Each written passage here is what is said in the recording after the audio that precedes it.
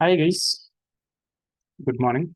So in the last session, we have seen about your active failover. Okay. So in the active and active, what kind of scenario we had? We had the two firewalls. Okay. Where we created two contexts.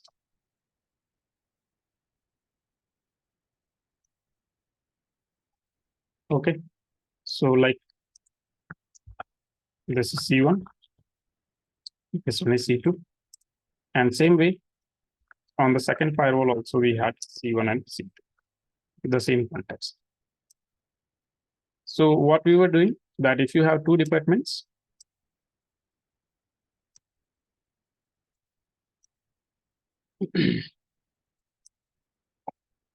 so whatever the interface you are using from the C1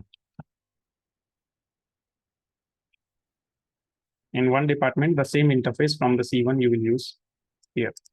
For example, if this is your sales, then if you are using the E0 interface from the ASA1, then the same E0 interface should be from the ASA2 also. Okay. So what kind of concept was there? That C1 will be active in one firewall and in the another firewall, this one will be standby. Same way, C2 will be active in one firewall and will be standby in the first firewall. Okay. And then we were using the same interfaces from here also.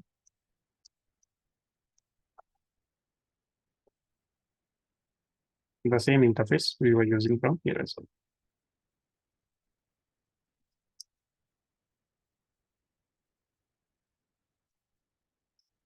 So like if this is E1, this is also E1. And then on the outside, we were sharing an interface. That is the E2 interface that we were sharing.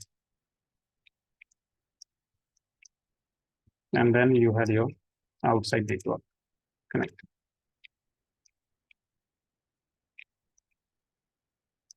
So this is E2. And this is E2.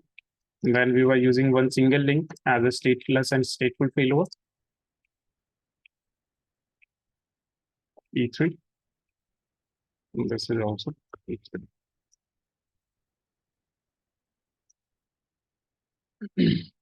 Then on the inside, you were using the routers. This was the scenario. And practically, we have seen how it will be done. Okay. So like few steps over there. The first step, you will change mode to multiple.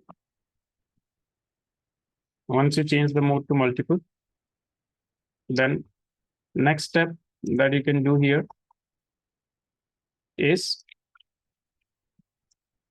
you will bring up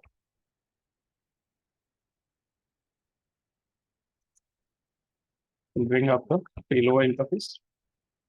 That is your E3 interface, and you can bring up other interfaces as well. Then you will create the context. After that, you will assign the URL.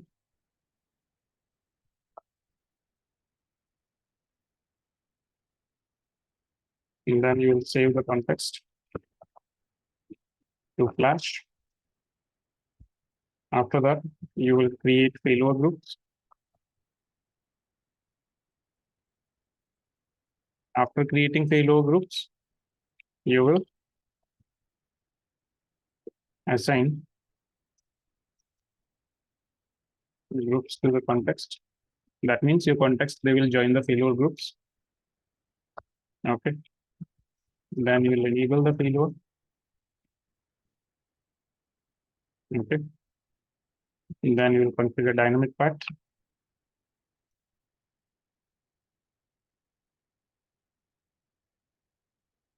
Interface level. Okay. So then your active configuration will be done with following these steps. Okay. So any doubt yesterday's part, the active? Anyone having a doubt?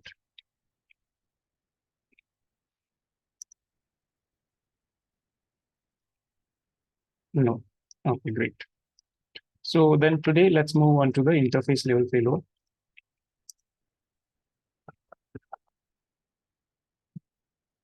Interface level failover. Now,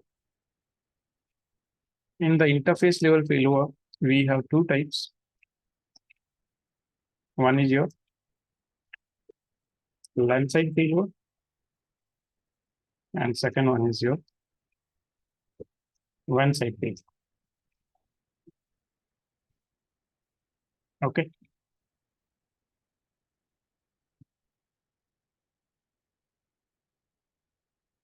So the line side failover concept, this is kind of similar to your ether channel only. So I believe all of you are aware of ether channel.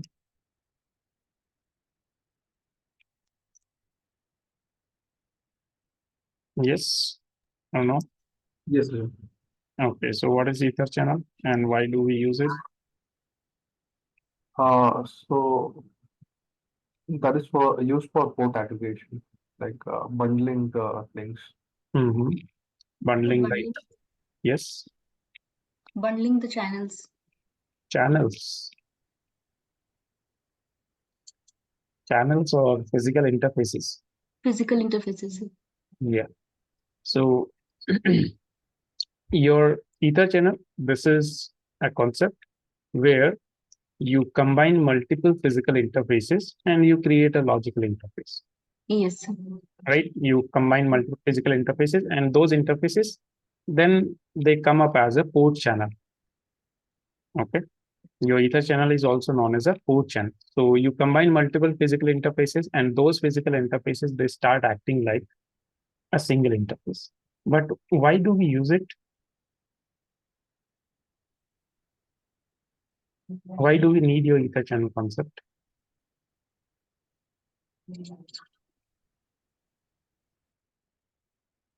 Yes, anyone? Why ether channel?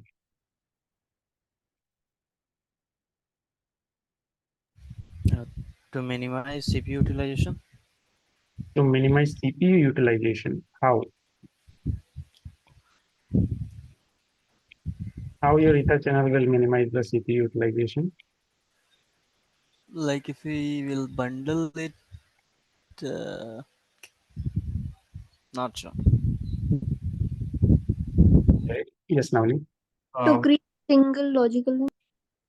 To create single logical interface, but why do we want to create a single logical interface? Why do we want to combine multiple physical interfaces? so what To increase bandwidth and redundancy. Correct. Okay.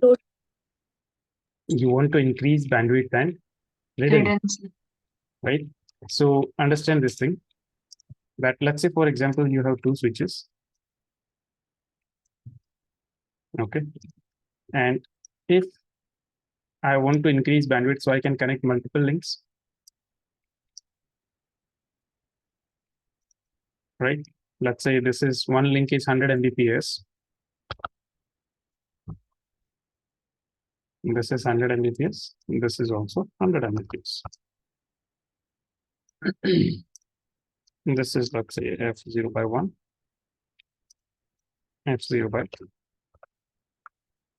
2. This is also F0 by 1.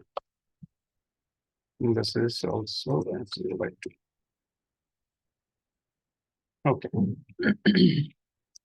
This is your switch 1.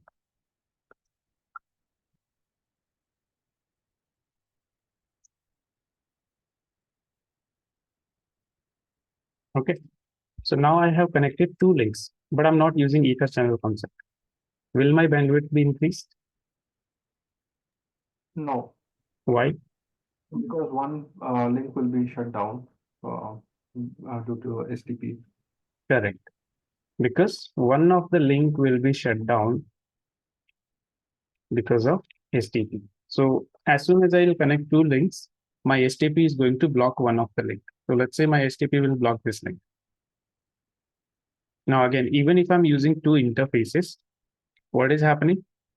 My one link is getting blocked. That means again, eventual bandwidth that I'm getting is what? 100 Mbps only. Okay. So let's say if I use the port fast concept on this interface, I use port fast here and I use port fast here. Now what? Port fast means no STP check. Now my port will not be blocked. Yeah, but that will not be a trunk link. That will not be a Trunk link. trunk link. Okay. So if an interface is a port fast, we cannot create a trunk. Is it? Yeah. Listen for the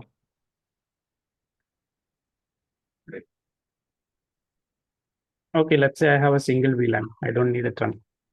Mm. In that case, what?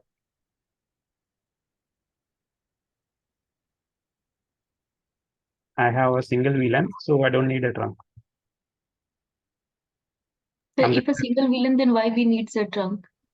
Yeah, that's why I'm saying that we don't need a trunk here. Yes, sir. So I'm using port fast. That means no STP check.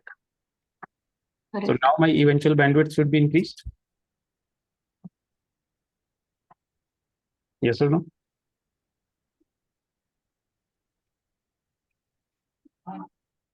Should be increased or not? That means between switch to switch, I have 200 Mbps, correct? Because two links and both are active. So these both links will be active, no problem. But there will be an issue. What is the issue? Let's say one of the node connected here. broadcast storm. Correct. Broadcast time. Okay. As 10001. And one of the node connected this side. Let's say 10002.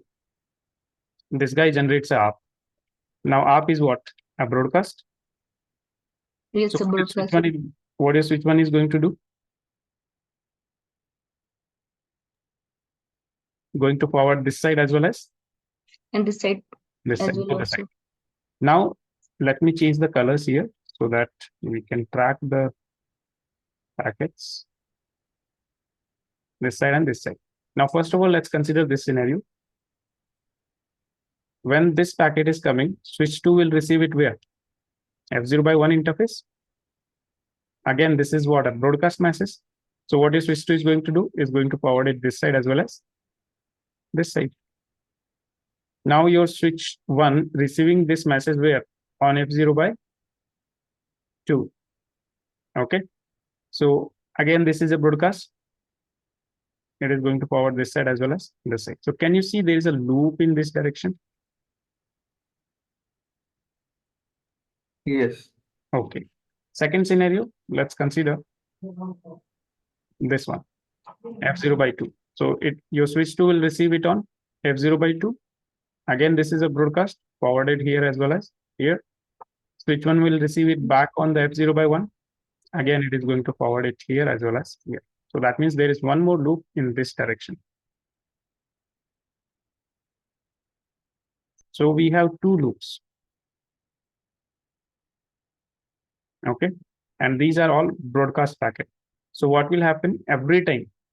Okay. Right now we are using two switches on only two nodes.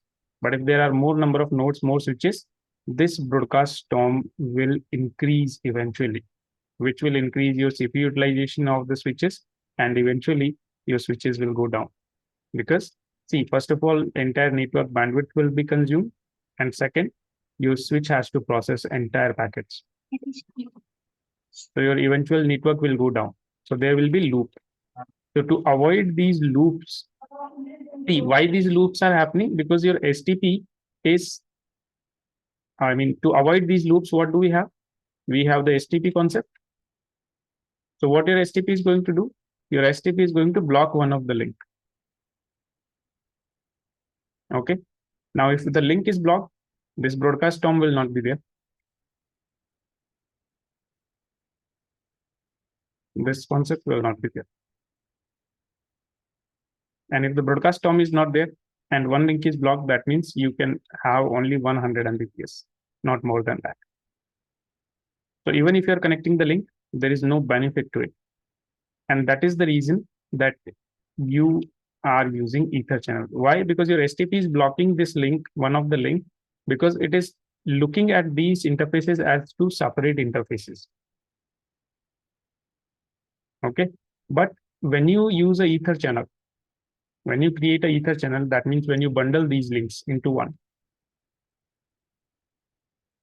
So now what will happen? These interfaces, they will become port channel. Okay, like your names of these interfaces will be like PO1, PO2, like that. Okay, so these both will be what? Single interface now. Now STP, instead of looking it as a two separate interfaces, it will look it as a single interface. And single interface, your STP will never block because it will think that there is no loop here. So this link will not be blocked. Now we have two links here. Okay, and these two links, they will be forwarding the traffic. Okay, and if one of the link goes down, still you have another link that is going to forward the traffic. So that means first thing you get here increased bandwidth. Second you get here is what? Redundancy. Okay, so what are the protocols for Ether channel?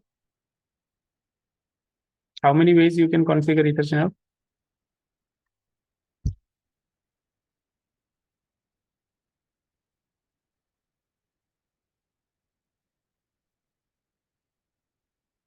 Yes, guys.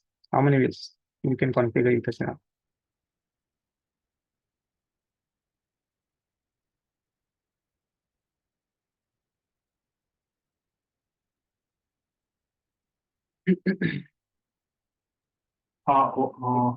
What's the question?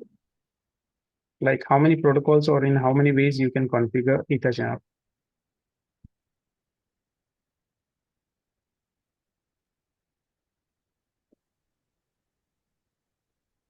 PAGP and I think sir LSCP sir, I'm not sure if I'm correct or not.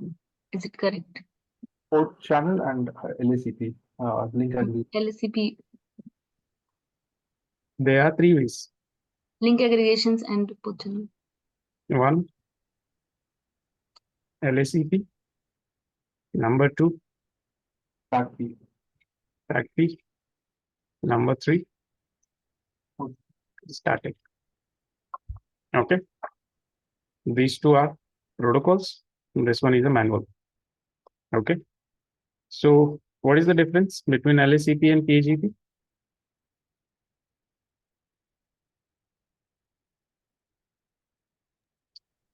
PA Yes, like is a Cisco proprietary and like is a triple E standard protocol sir. correct. So your LACP, open standard, while your PAGP, Cisco proprietary. Any other difference?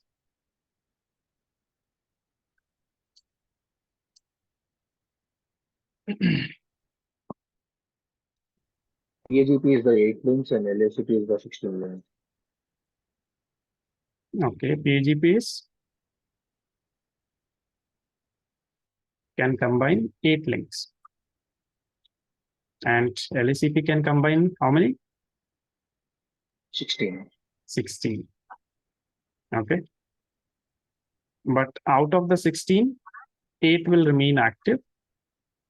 Remaining 8 will be in standby. Okay, so if one of the active link goes down, automatically from the standby, one link will be used. Okay, all 16 will not be active at a time. At a time, only 8 will be active. Here, then here, the modes we have auto and desirable. And in case of LACP, what are the modes? Active and passive.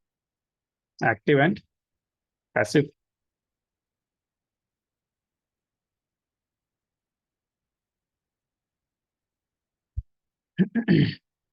Clear?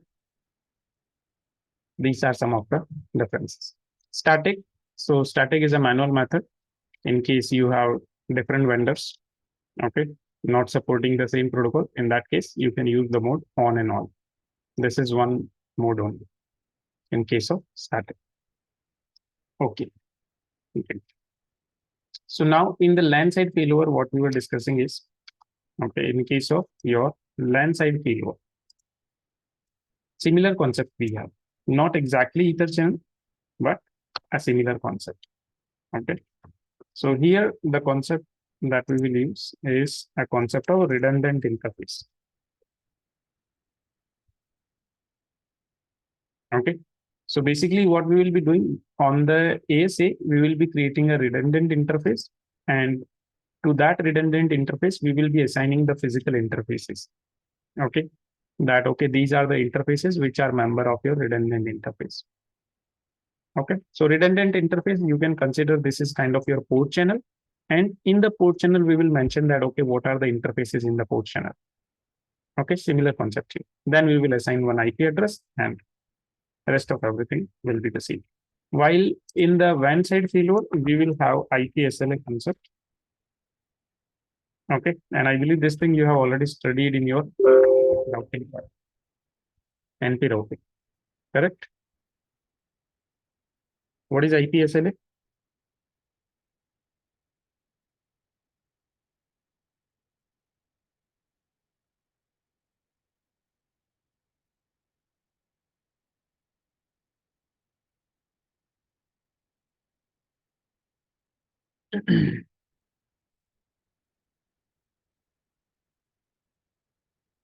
Yes, guys, what is IP SLA?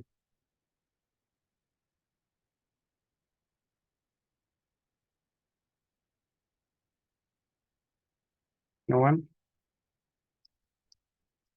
I think it's a track the object. Tracking objects. So basically, IP SLA, this is kind of a method for monitoring and reporting on your network performance. Okay.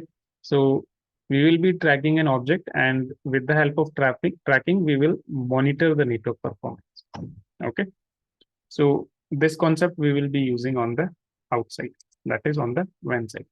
Now, in this case, both the things we will see in a single topology only. Okay, and how our topology is going to look like. So let's say we have ASA here. Okay. Then on the ASA, we will have a switch.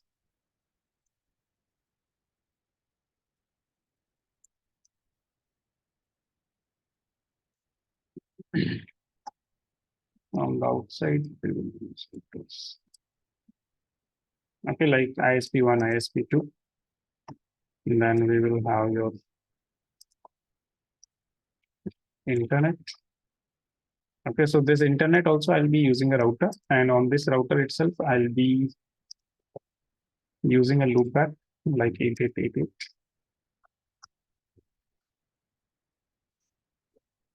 And this side we will use it.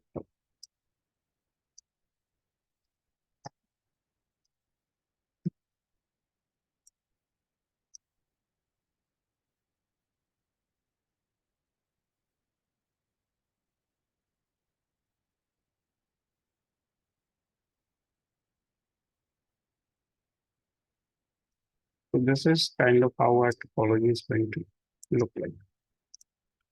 Okay. This is going to be ISP1.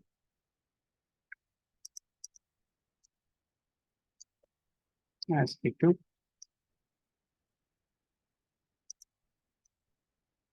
Consider this as an internet.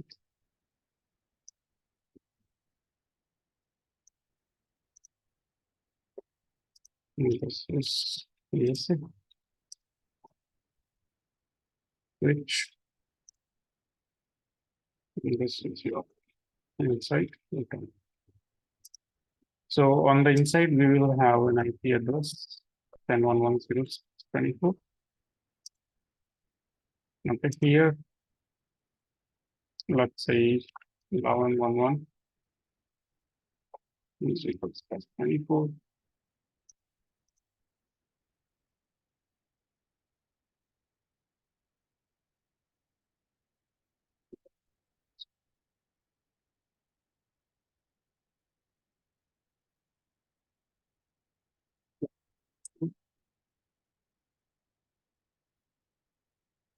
14110 hash. Okay, this is E0 interface, E1 interface, E2, E3. Then this one will be your E0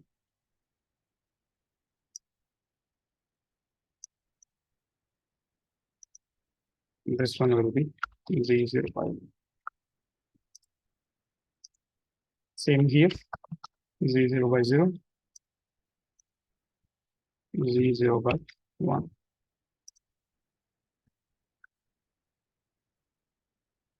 And here the IP address is on the ASA, we will use .10.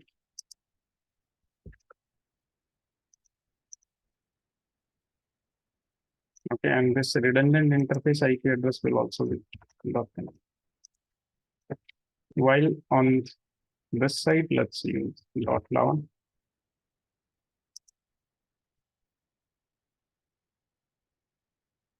Then this side on Z0 again .10. And here .11.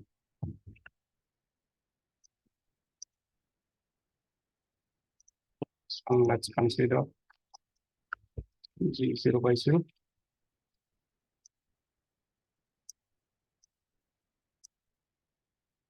Z0 Okay. Now this side we will be just using a redundant interface concept. So if one of the link goes down, the another link will be providing us with the connectivity so that we will have the communication. Okay. While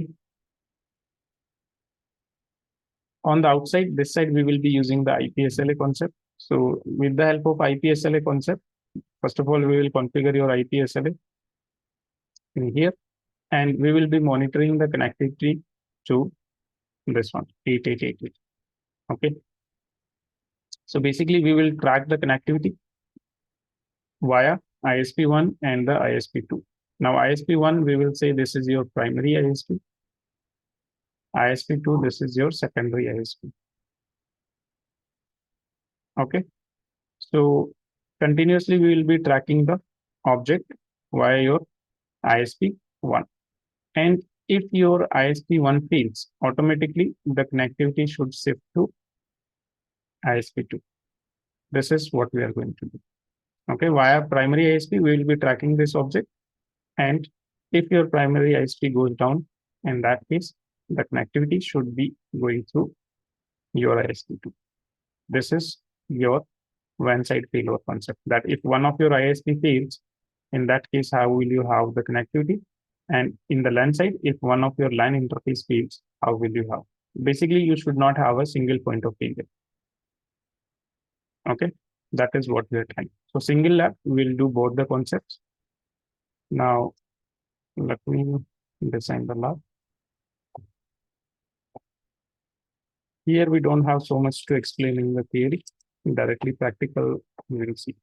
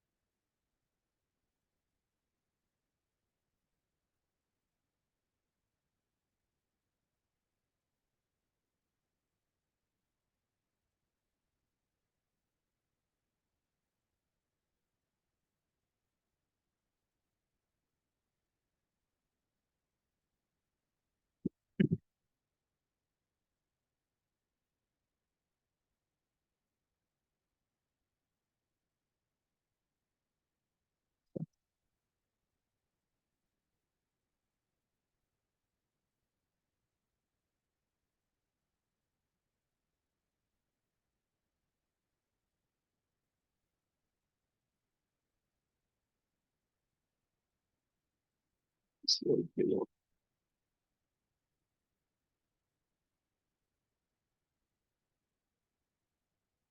So here we will use a physical ASA. ASAV, the redundant interface concept will not work.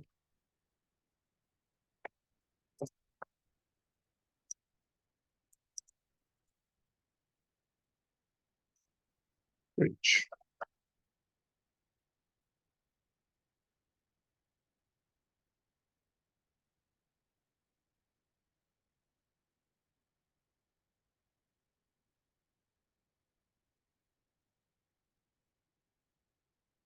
routers we will require 4.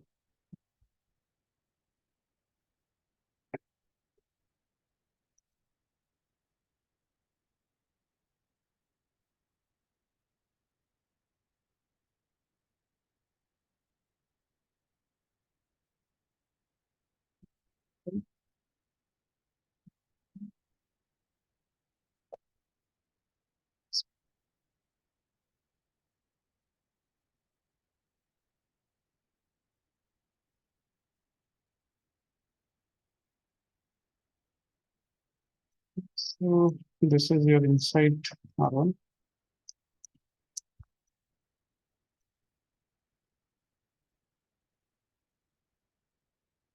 This is your inside switch.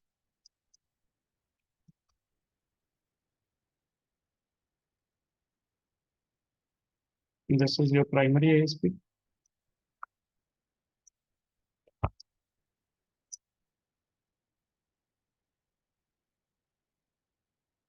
This one is your secondary ASP.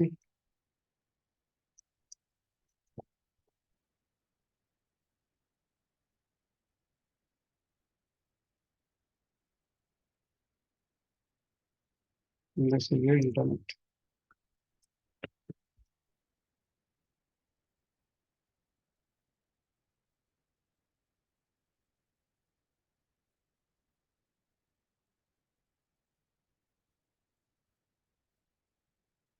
In the connections, E0, E1, E2, E3.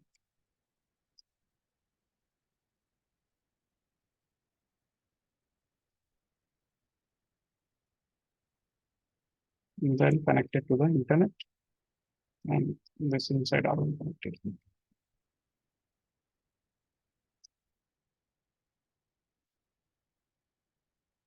Then this side we will use one loopback also.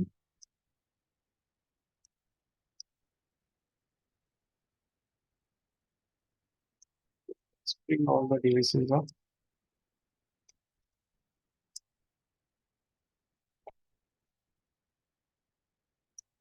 On the inside, channel 110/24.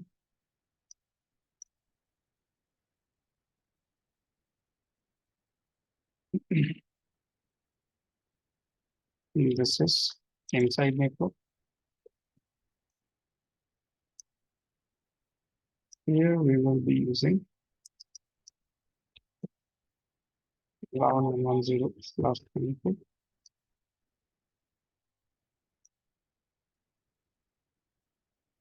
This side 12.110.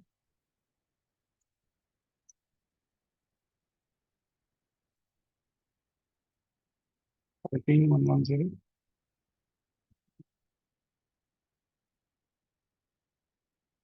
And this one will be 40. One loopback we'll be using. Why to link to switch? That is for the redundant, right? Redundant means backup. So if one of the link goes down, we have to use the second link. We are doing right LAN side failover. So if you see, if I'm not having two links here, that means only one link I'll have. And if this link fails, then I don't have any failover or redundancy concept. Okay. So that is the reason here we will be using two links.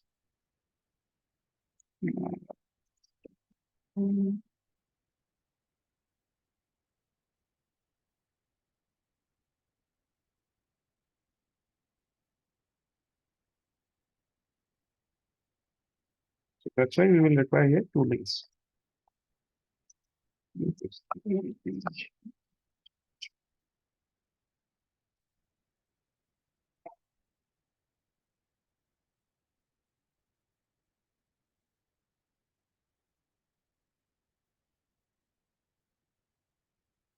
Here we will have long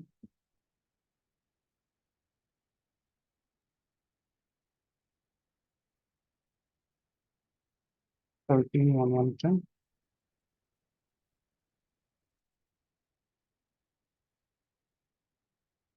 So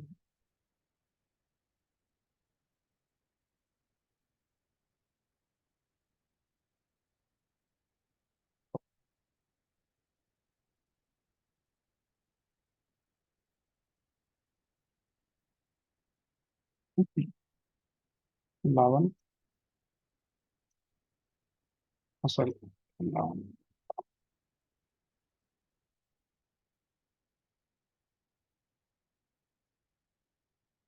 Mhm.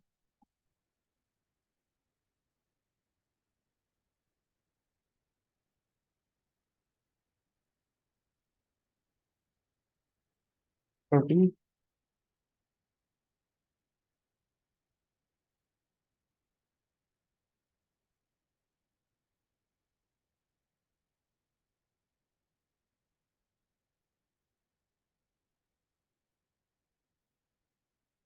In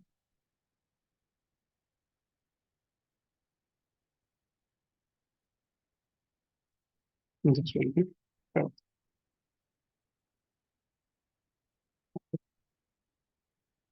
Then on your redundant interface, you will have the IP 10 on 110, and this interface is your redundant.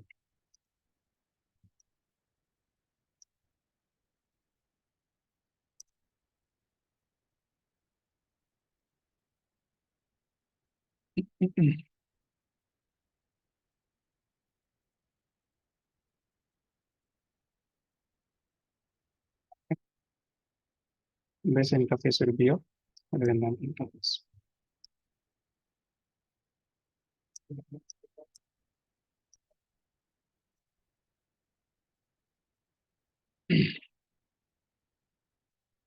And then on the inside router, you will have 125.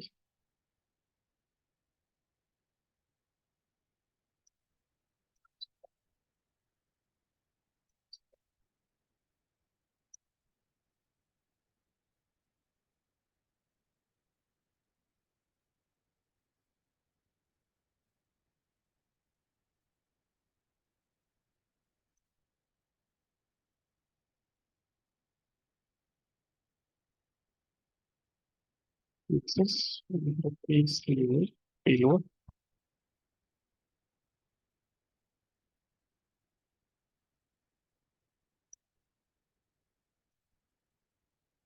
Here we are using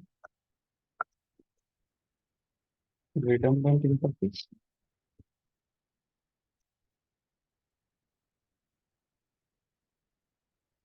On this side, we will be using the SLA.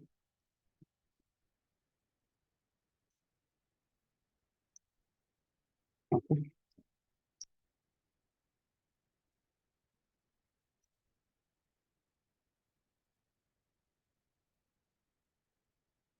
This is outside payload.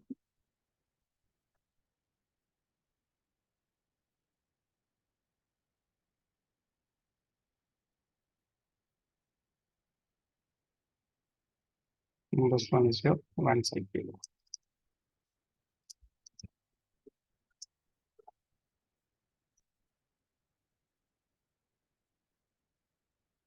Topology is clear. Now let's go and create the configurations.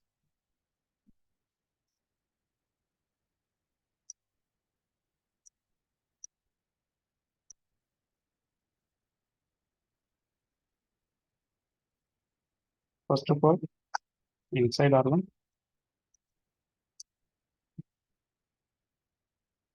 neighbor, configuration terminal, source name, and inside R1. Then after interface, between 0 by 0, IP address, 111,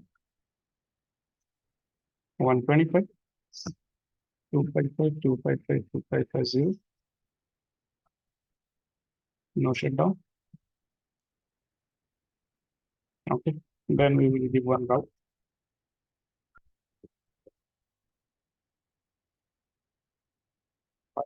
10.1.1.10. This is your inside R1 configuration. Done. Okay, here we don't enable any telnet as such. Then primary ASP.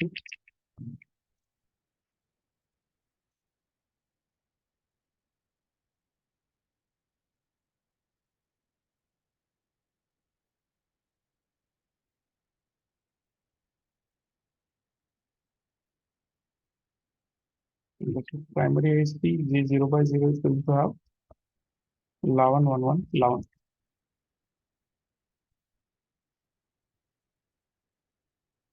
Okay.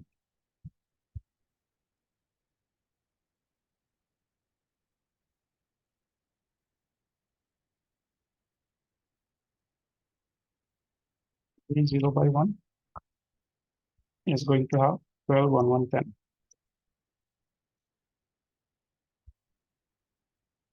Route, so we can use one default route towards 121111 and one route I can use 10110 255 255 towards 111110.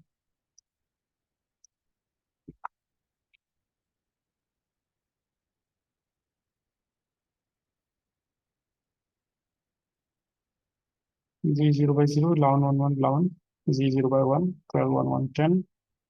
For 10 network, one route this side. Okay, and a default route towards this side. Okay. Let's go for the secondary ISP. Or you can say backup ISP.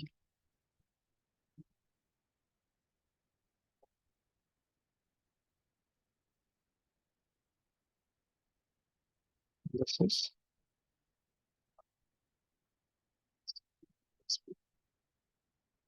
so this will be 131111 and this will be 141110.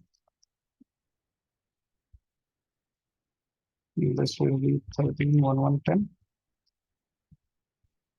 This will be 141111. Okay. Now we have to do the configuration for your internet.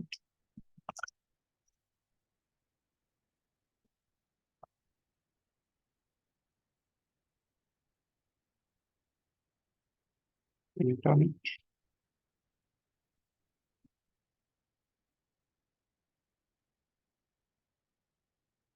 Internet.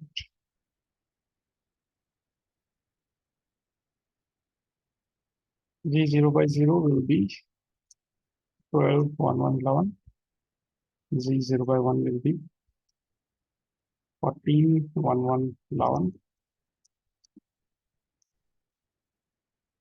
Then one default route I can have.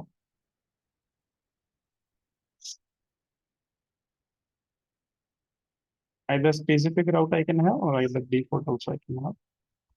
Via 121110. This is through my primary and via 141110. But I'll increase the, you can say like I will increase what? The ED value. Okay. All right. Now everything looks good. So let's copy paste the configurations. Take access of your AC.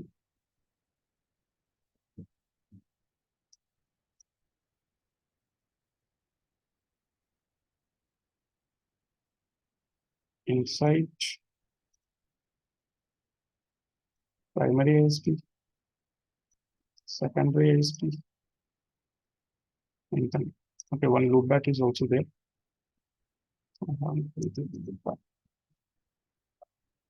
Interface loopback 1, IP address 8.8.8.8, 355.2550.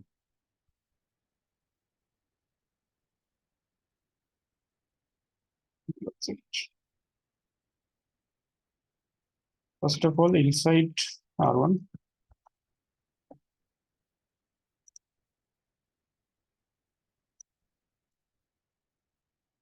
no, no, no, no.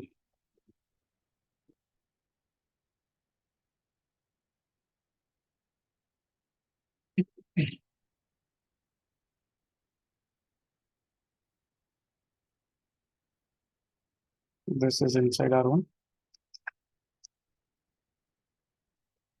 primary ISP.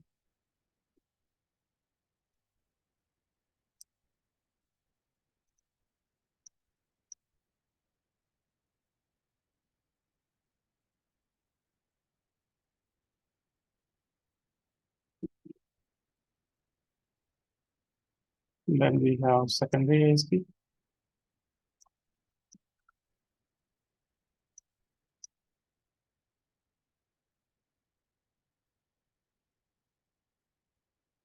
Then we have your internet.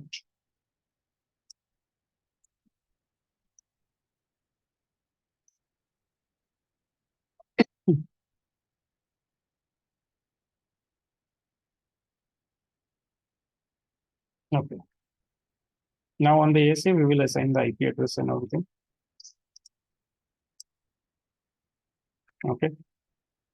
So first of all, let's go and assign these two IP addresses, E2 and E3, and then we will perform the LAN side failover. So like I said, for the LAN side failover, what we have to do, we have to create a redundant interface. Okay. So see here how you will create the redundant interface. Enable information terminal, host name, ASA. Okay. Now in our redundant interfaces, these two interfaces are there, interface E0 and E1.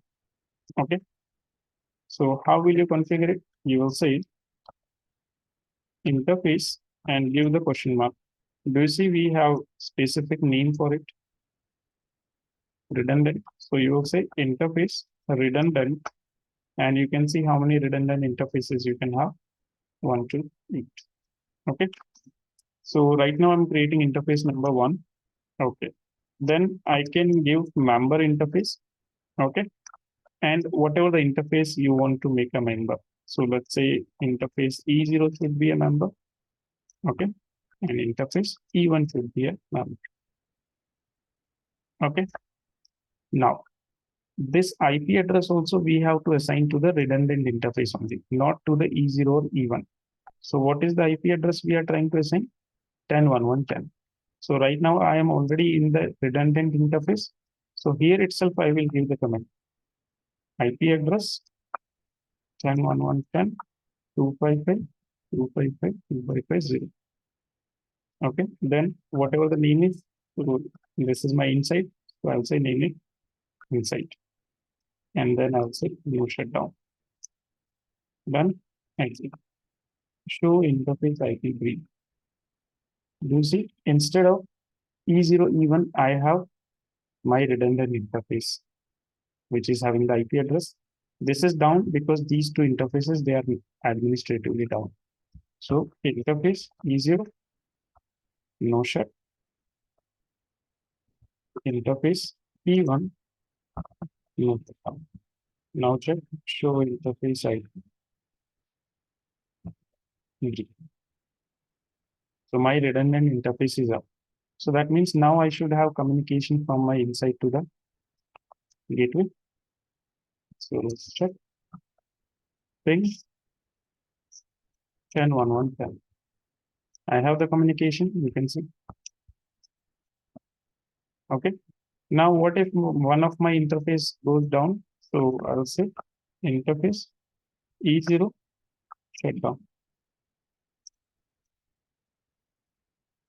See, one of my interface failed, but still I am having communication. Check. Show interface IP brief. One of my interface is down. Still I am having the connectivity. Bring it up again. Interface E0. No check. Shut down the another interface. Interface E1. Shut down. Check. Show interface IP brief.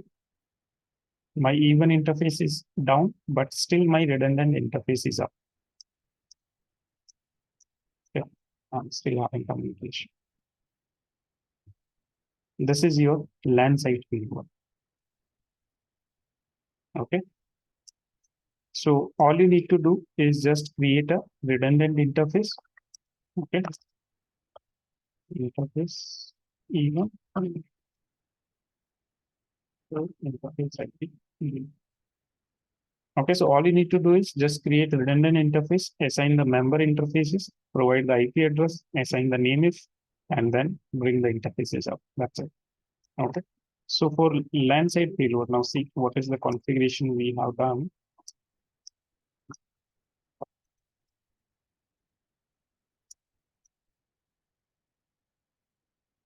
In the ASA, ASA deliverable, configuration terminal, host name, ASA. Then first we bring the interfaces up, interface E0, no shutdown, interface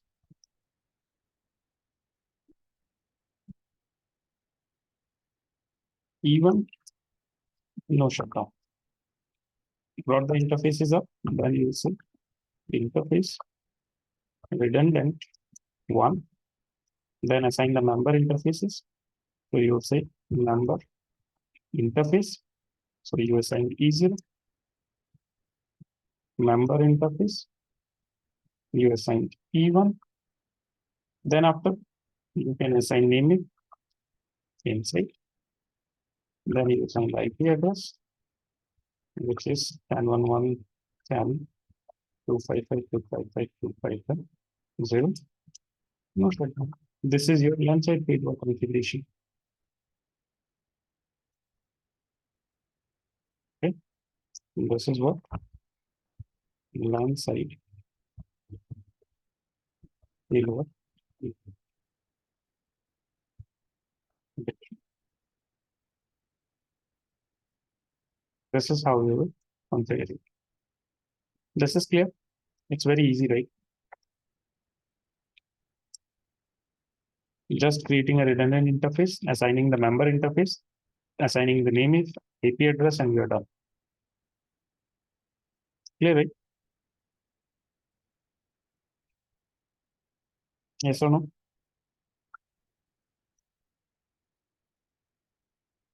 Yes, sir. Okay. Now, LAN side we have seen. Now let's talk about WAN sides. For WAN side, I need two interfaces. Okay, I need to assign the IP address to the two interfaces. So E2 and E3. Okay, so let's go. Interface E2. Okay, and what is the IP address I have to assign? 11.1.1.10. Okay, but before that, name it. Let's say this is my primary ASP. And IP address that I need to assign. So it is 11.1.1.10. 255.255.255.0 and no shutdown. This interface is up. Interface E3. Name it. This is my backup or secondary ISP. IP address I believe 13. Yeah, 13, 1, 1, 10. 255, 255, 255, 0. And initial. Okay. So from here, I should be able to ping my primary ISP as well as my secondary ISP. Let me test the connectivity. If I say ping 1111 11, I have the communication. If I say ping 1311 11, I have the communication. Okay. So I have got the connectivity from my ASA to primary and secondary ISP. Now from primary and secondary ISP, I will test the connectivity to the 8888. So let's check. From primary ISP, you say ping 8.8.8.8. So I have the connectivity, and from here, secondary ISP, let me test the connectivity. So we have the connectivity. Okay. So we are good to go. Now, right now, I cannot test from my ASA to the 8888. And even if I test, I should be able to test, but I don't have a route here. In the ASA, I haven't given any route yet. Okay. So now what we will do, this side, we will configure the IP SLA concept. Okay. So that we can get the connectivity to the 8888 through the primary ISP. And if my primary ISP goes down, in that case, the connectivity should be there from the secondary ISP. Okay. So let's see how we will configure. Go to the ASA. Now, normally, how would you do it? You would create two routes, right? Normally, right now, if I don't want to track, so you would give two routes for the 8880. Okay. So one route you would say like destination is 8.8.8.0, then subnet mask this. Okay. And you would give the next hop as 1111 11 because you're going through the primary ISP.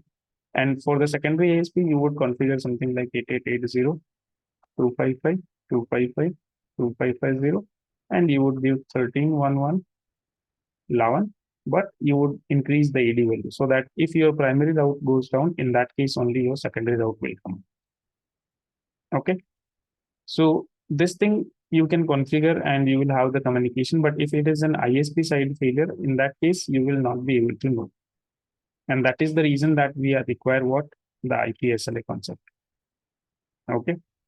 So let's see how we will configure.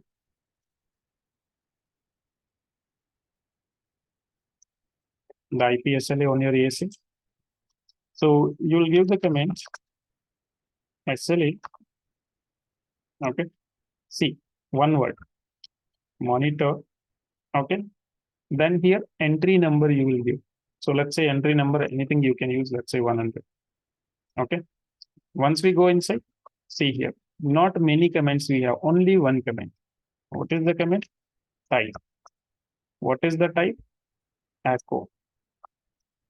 Then protocol. Then IP, ICMP, echo. You don't need to remember the comment. Only one option you have. You don't have a second option also. Okay. Now here you have to give the destination that you want to monitor. So my destination is what? 8.8.8.8.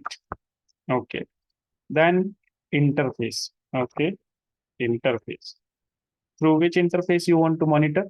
Inside interface, primary ISP or secondary ISP? How you want to monitor it? Via the primary ISP, right? So you will say primary ISP. Done. Now, here you can configure few things like what will be the timeout of an operation. Okay. Then you can configure how frequently the monitoring or the ICFD packets will be sent. Okay. So all these things you can set. So right now I can say like timeout is, let's say, now timeout, you can see it is in the milliseconds. Okay. So timeout, I'm saying timeout should be 100. Okay. Then frequency.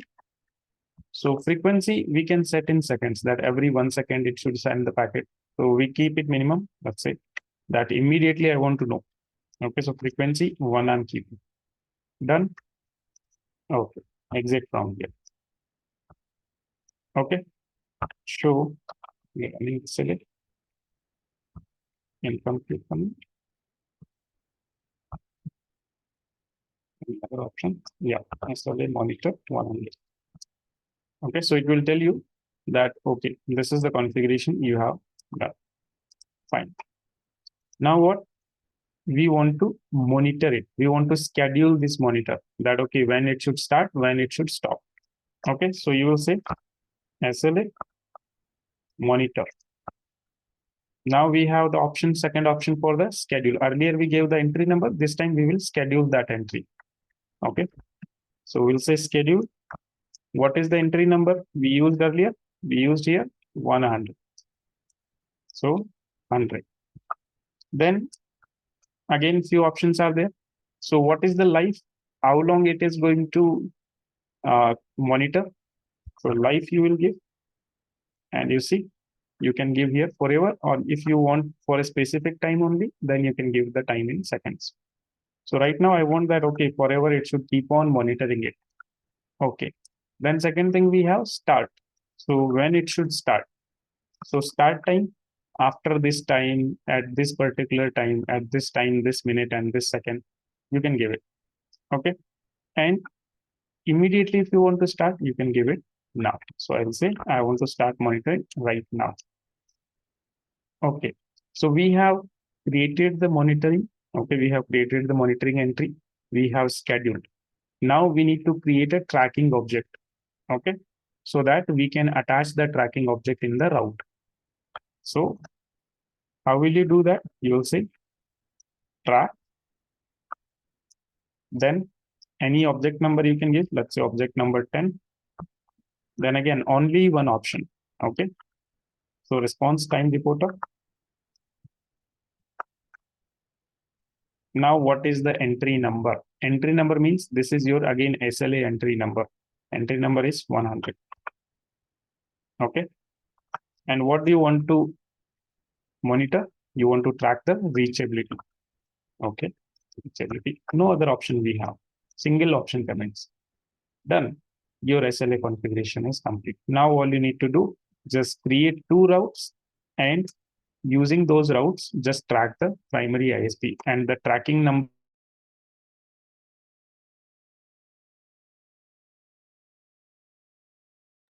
Where's the output? Yes. There was some internet issue. So got disconnected.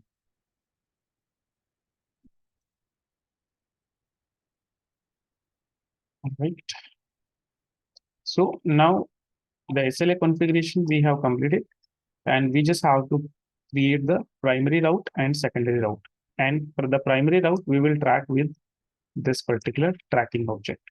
So how will you create it? You will say route, then through which interface. So first route I want to create through my primary ISP, and I'm using a default route to reach. Okay. Now, let me submit any mask. Okay. And what will be my gateway? So here, through the primary ISP, my next stop will be what? 1111 11. So let me use it. 1111 11. And here I will add my tracking object. That my tracking object number 10 I am attaching here. Okay. And the second one, route through the secondary ISP. Again, default route I am giving. Okay. And this should use 131111. That is my secondary ISP next stop. Okay. Now, here, if I do not increase the AD, these will be 2 routes with the same ID, and my ASA will start doing the load balancing. I don't want that. I want that if my primary is down, in that case, only secondary should come up. So I will increase the AD value. Now, by default, what is the AD value for a default route?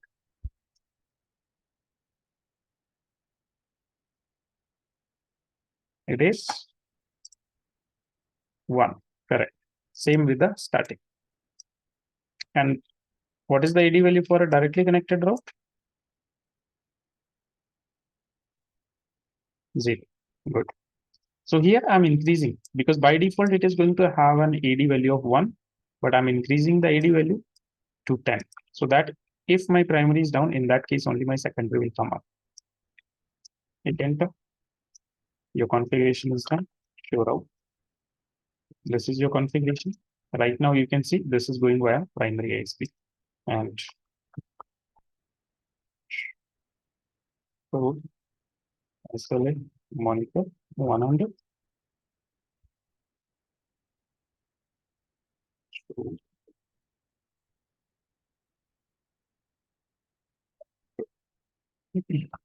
it show running SLA monitor 100. So this is my SLA monitoring configuration. Okay, and show running track. And this is my tracking object configuration, and route configuration we have already seen. Show running route. These are my 2 routes I have created. Okay, so this is my one side failover configuration. Now you will see that if I capture the packets in here, you will see continuously there will be ICMP going on. So let's capture the G0x0 interface.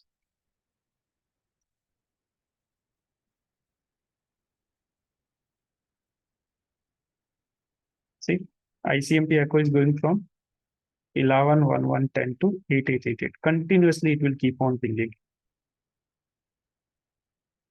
See, a regular pinging hit.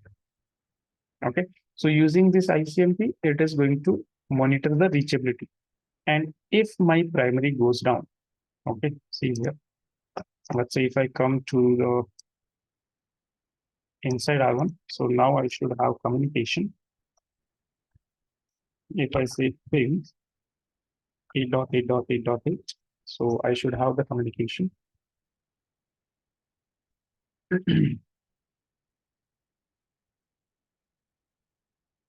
Okay, I'll have to enable the ICMP inspection. So protocol ICMP.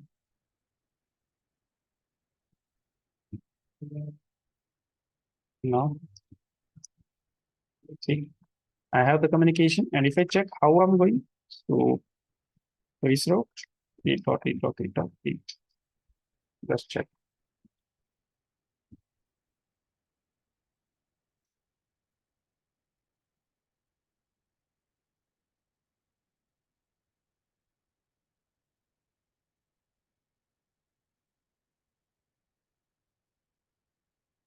Okay, trace route, it is not giving a response.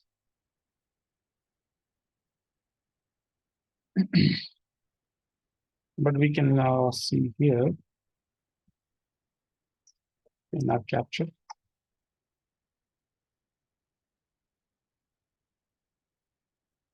Well, 1111 says, well, 1111 says destination unreachable. Okay. Well, 1111. That means this one doesn't have a route. Didn't we give a route here?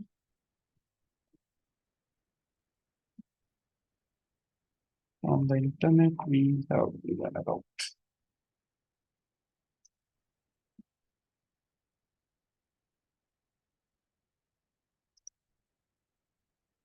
Trace route, it is not giving a response. Not good.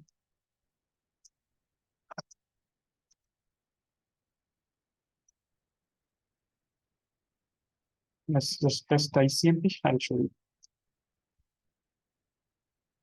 No. If you see here also, I have used the increased AD value, not because of 2 default route. Okay. Say count 100. So not count, repeat. Now we should be able to see in the capture. See here. So it is going through the primary ISP 10.11, 125, okay, and 8880. So this capture we are doing where? On this interface here. So right now it is going through the primary ASP. Okay. Now what I'll do, I'll just shut down the primary ASP and we'll again test the communication. Okay. And right now on the ASA, if I check my route, show route. So it is what? Via primary ASP. So let me save the configuration.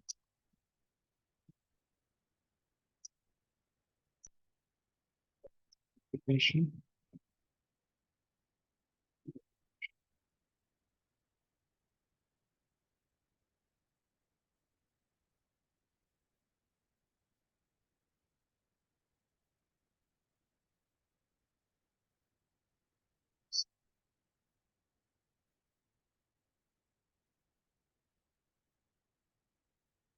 Okay.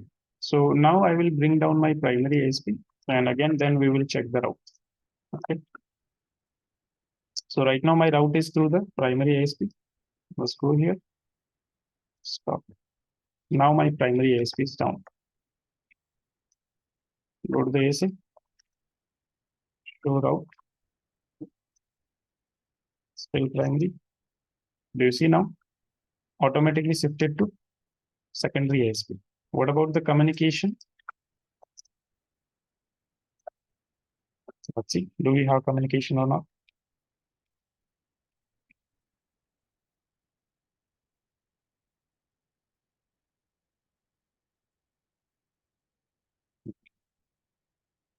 Why so?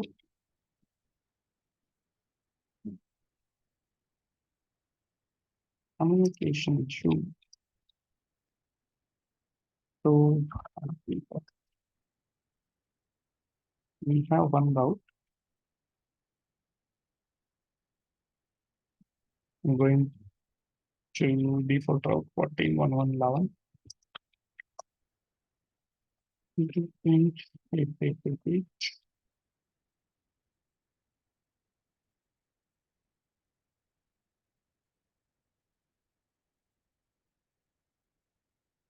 From here we have communication. Debug IP packet.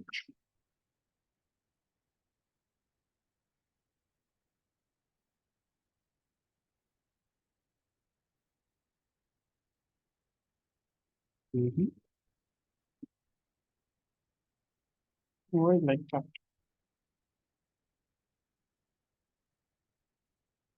From inside,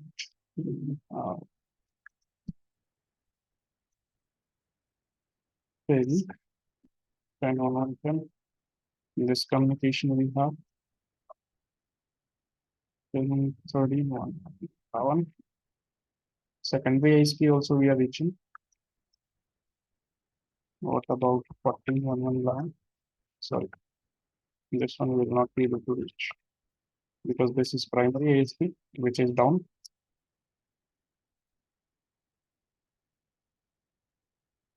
It is about the internet, I think. Oh, yeah, it is because of the primary ISP. I mean, sorry, this internet route. I have given the route. Show the route.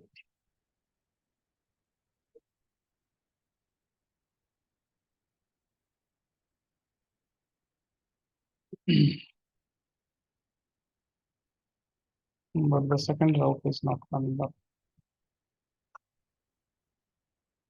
So,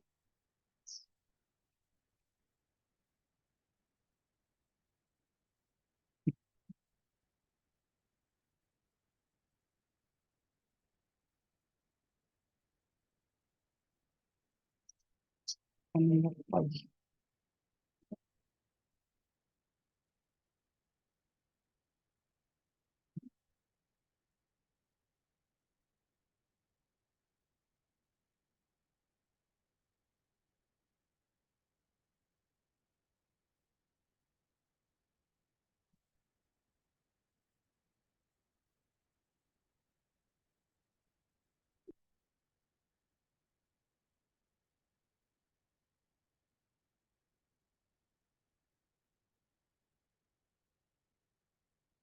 the our packets are coming to the internet.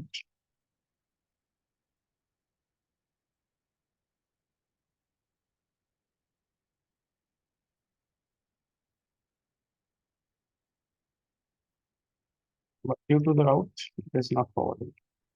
See here, it is sending as a source 1411 long, and destination it is sending through the sending to 10.11.125, but it is using interface Z050, which is this interface. It should use this.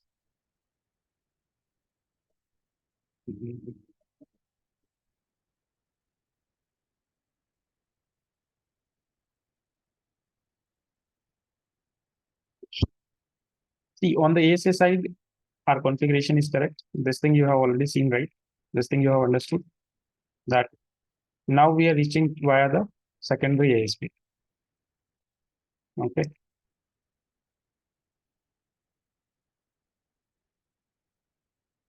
And even if I am pinging 8888, see here. If I ping 88, this part.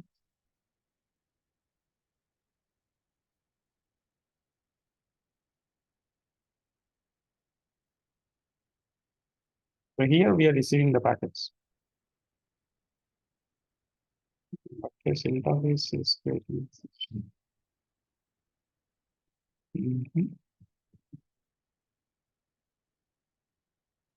Your lens side failover configuration and one side failover configuration, this is correct.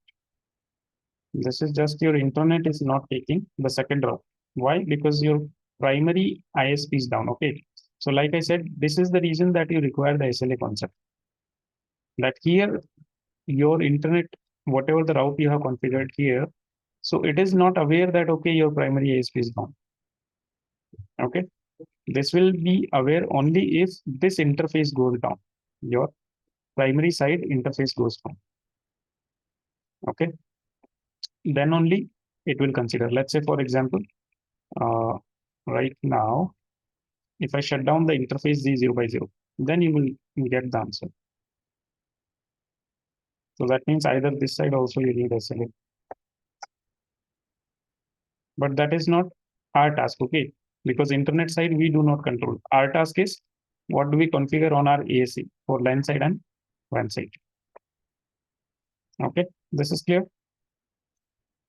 Now here, something we can do is, okay, just as of now, I'll shut down the interface Z050. Interface Z050. Okay. That means your primary side is down. You need to IP out. Now automatically see it has shifted towards this, and now you will have the communication. Okay. So basically, what is happening here? In the WAN side failover, we configured IPSLA and we were tracking this thing via your primary ISP. If your primary ISP is down, your ASA should automatically change the route to this path. So your ASA has changed, but here it did not change. Okay. And that was the reason that we were not having communication. But as soon as I shut down this interface, automatically we had the communication. Okay. So this configuration, this has nothing to do with your WAN side failover, because WAN side failover configuration, what we did on the ASA, that is correct. And line side failover, you will use a redundant interface concept. So I believe your line side failover and WAN side failover configuration is clear.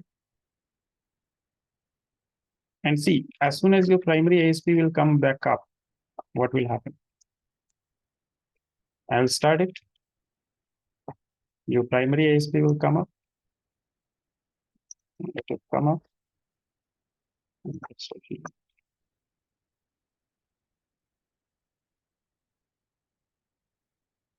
Now your primary ISP is coming up.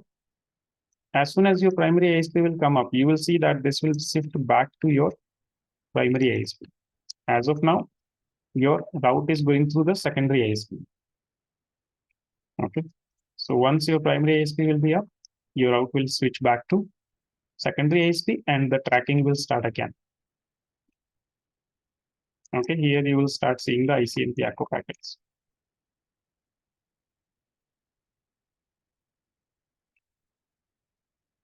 Let me close it and I will start capturing again.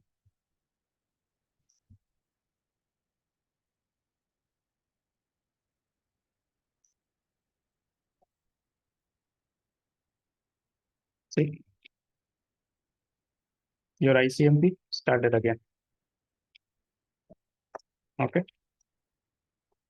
So your ASA has started sending, started tracking this thing.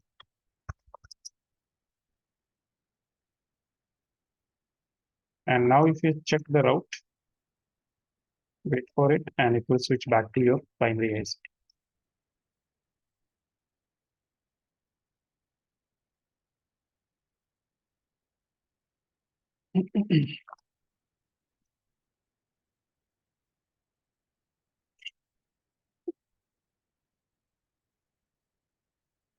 So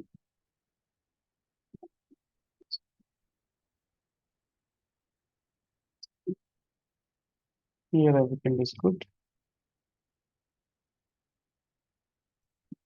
Okay. Still not selected. So tracking has started. Mhm.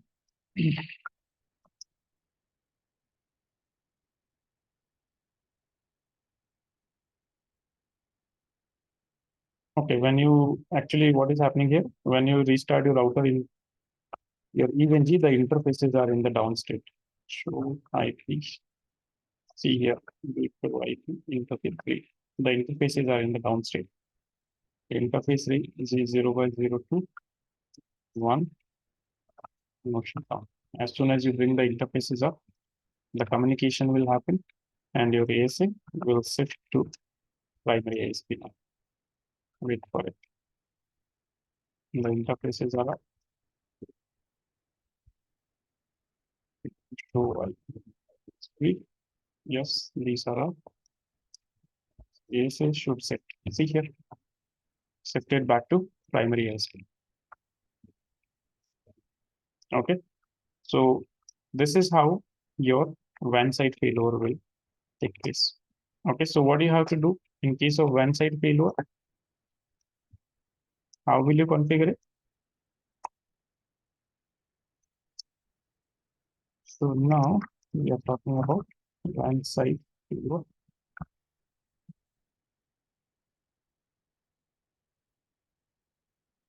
Configuration.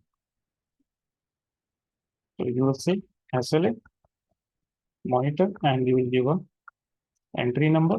Then you will say type, ACO, protocol.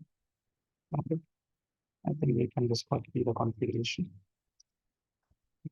Show running SLA monitor 100. This is the configuration.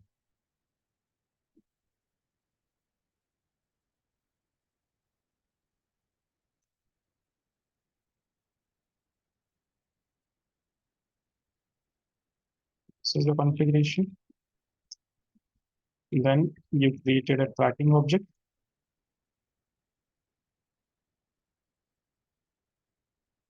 So that temp, this is your tracking object. Okay, then finally you created the routes, and in the routes you started tracking this object. So these are your two routes.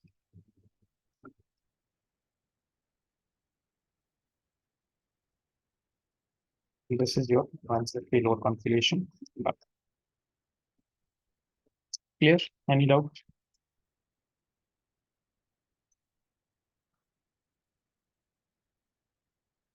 So no. Okay. Now another thing we can use here, dynamic routing. So what is the difference between configuring dynamic route on your router and on your ASA. So like, how do you configure? Let's say I want to configure EIGRP between the primary ISP and the ASA. So here, let me say, show IP route.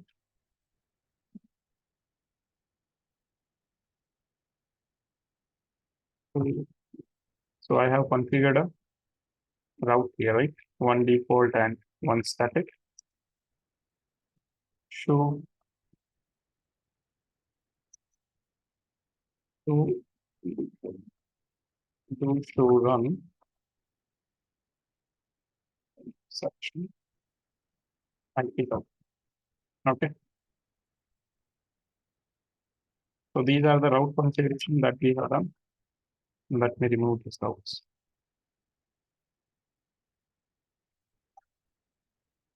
And then I will say no.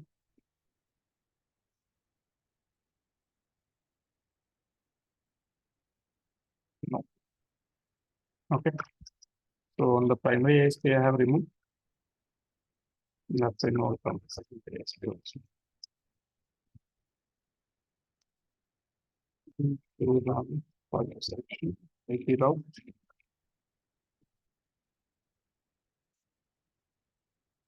No.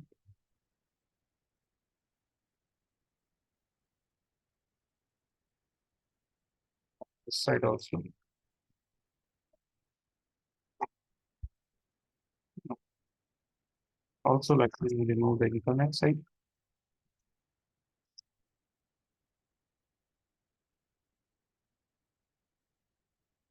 No. So run.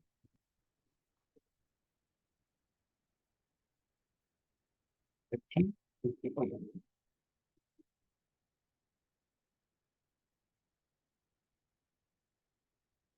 No.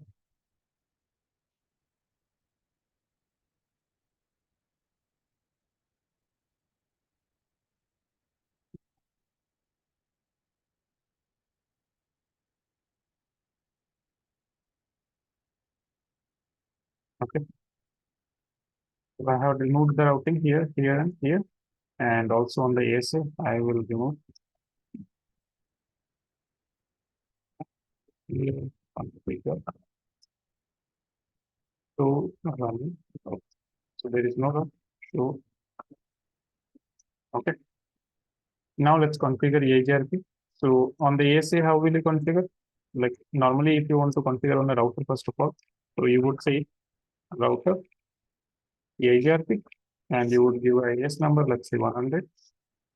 Then you would give here network, and let me stop auto summary.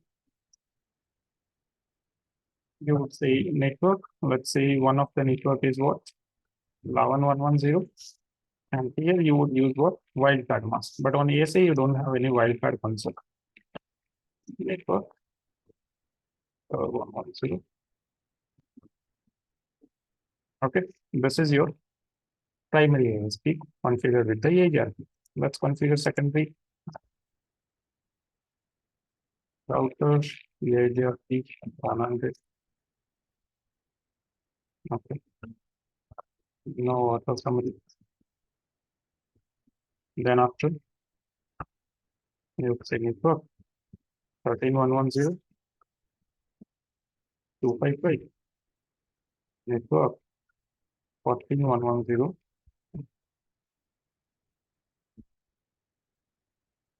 000.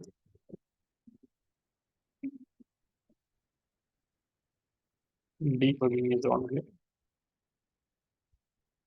Okay, so here we have configured EIGRP. On the internet also, let's configure router EIGRP 100.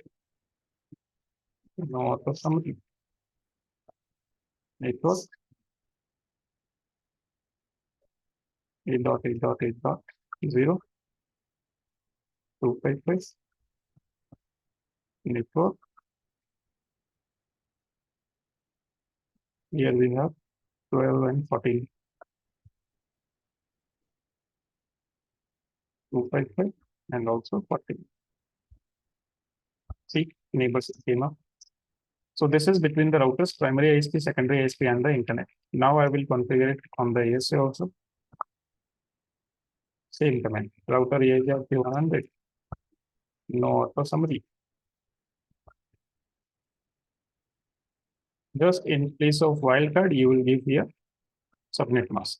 Okay, so like 10.110, 255, 255, 2550. Because on ASA, we don't have any wildcard concept.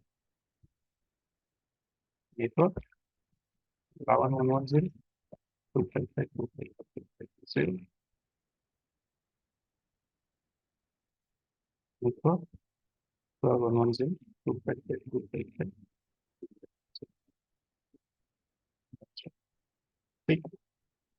So here neighborship came up from 11.1.110, and here it will come up from. Okay, you want adjacency below. Oh, sorry, it is not 12, 13 we have. On the ASA, we have the 13 network. Now see, the adjacency will come up. See. Now check here on the ASA. Show route. So you have the routes with the D code. Okay. You have the routes with the D code. And now same thing. You're inside R1 can ping. Link 8000. You have the communication. This way you can configure the dynamic routing. I have shown you AGRP. Same way you can configure OSPF also. Router OSPF. Okay. Then you can give the process ID. Then same, just in place of wildcard, you have to use a subnet mask. That is only the difference. Is that clear?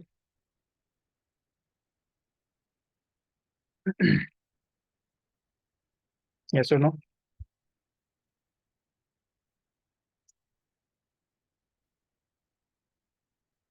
Okay, great. So with this, we have completed your LAN side failover, WAN side failover, and also your dynamic routing. Any doubt you have, you guys can ask.